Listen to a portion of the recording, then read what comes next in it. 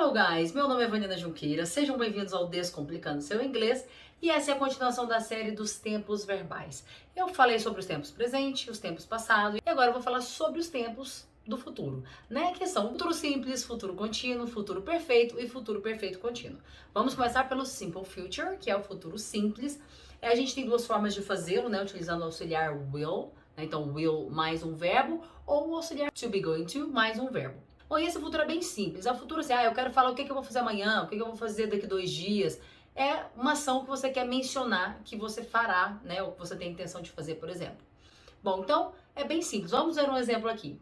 I will call you tomorrow. Então, eu te ligarei amanhã. Seria algo que eu tô me comprometendo a fazer com você amanhã. Bom, e aí vamos fazer uma frase, então, utilizando to be going to. I am going to buy a new car tomorrow. Então, eu comprarei um carro novo amanhã. Então, muito simples, né? Um planejamento que eu tenho para amanhã. Agora vamos para o Future Continuous, que é o futuro contínuo. Futuro contínuo, o que eu quero te contar? Eu quero te contar que em algum momento no meu futuro, eu estarei em um processo de fazer alguma ação estará em andamento, estará acontecendo. Para que isso é importante? Às vezes eu falo assim, fulana, falo para amiga, vamos fazer compras comigo amanhã às 10 da noite? Aí você fala, nossa, nesse horário eu estarei na minha aula de natação. Vamos supor que a minha aula seja das 9h30 às 10h30. Então, estarei no meio de uma ação. Então, assim, como eu estarei no meio de uma ação, fazendo uma ação, não tem como eu ir fazer compras com você. Então, eu estarei no meio dessa ação.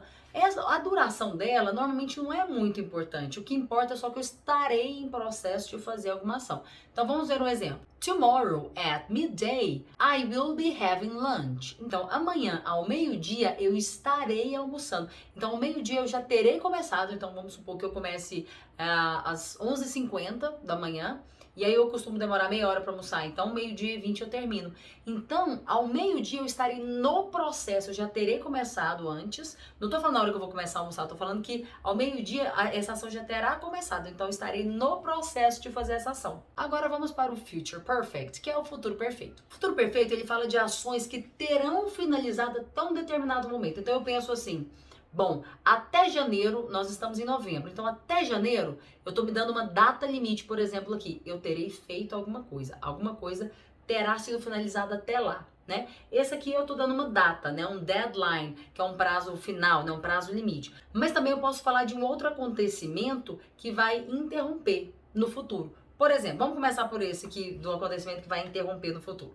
I will have cleaned the house when she arrives. Então, eu terei limpado a casa quando ela chegar.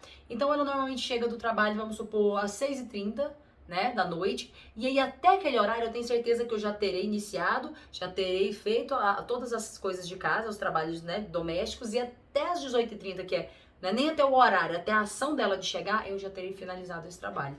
Então, essa aqui seria uma ação que, entre aspas, ali interromperia isso, né? Então, eu tô projetando uma coisa até aquele momento, é o meu prazo para fazer essa ação. E aí, fazendo essa frase usando to be going to, seria I am going to have cleaned the house when she arrives. Eu terei limpado a casa quando ela chegar, vai dar na mesma. Olha, no Simple Future há uma diferença grande entre o will e o to be going to. Agora, no Future Continuous, no Future Perfect, no Future Perfect Continuous, não há tanta diferença. Você pode utilizar quase que da mesma forma. Se quer utilizar um, você utiliza. Se quer utilizar outro, você utiliza.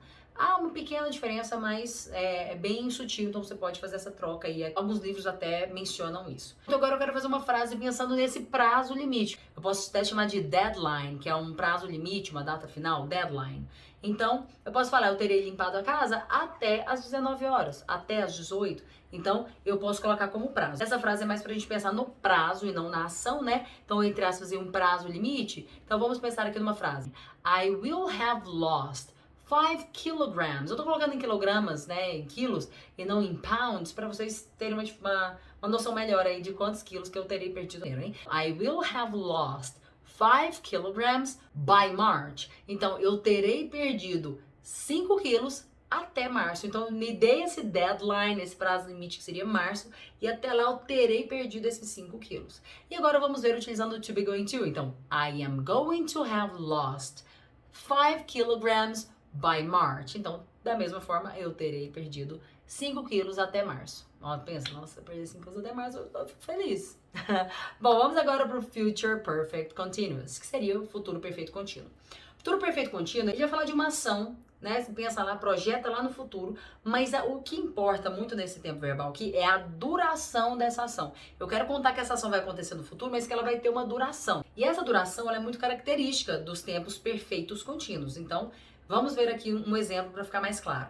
I will have been cooking for 2 hours when he arrives. Então, olha só.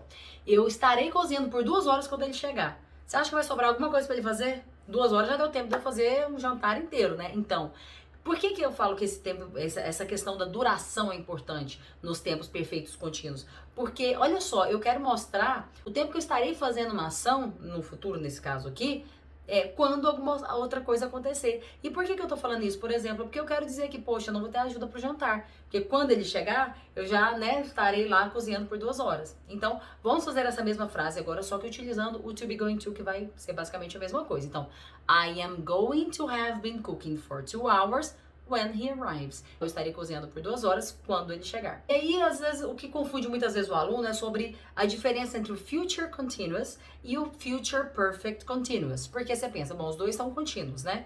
Então, qual que é a diferença? O que acontece ali? Por que né, o que diferencia esses dois, assim? Qual que é a característica principal? Eu costumo dizer que no future continuous, a ênfase é no acontecimento. Amanhã, ao meio-dia, eu estarei almoçando, eu estarei no processo de almoçar, e não na duração.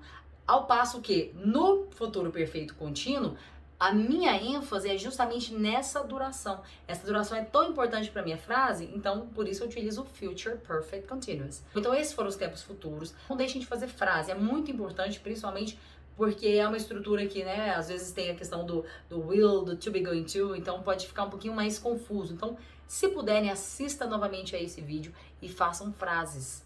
Bye, bye!